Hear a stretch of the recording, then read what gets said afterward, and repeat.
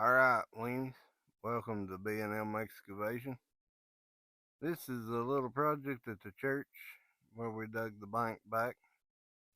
In this clip here, you can probably see when I get over here that they have started digging the holes for the post.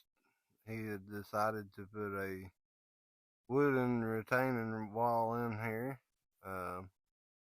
He wanted low maintenance, but I'm not sure how good the wood's gonna be as far as the low maintenance, but it will be neat. It will be nice.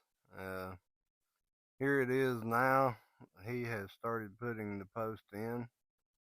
There's some other guys supposed to help him with that, but I think so far it's just him. But he's done a good job on it. He's been working on it hard, and I think it'll look good when he gets it done.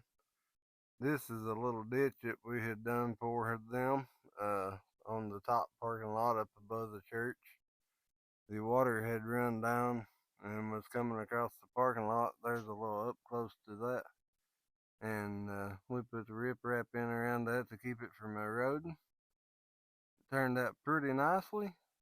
So, just a little update on that project, 20s. Like, subscribe, and keep cranking. We hope to see you soon.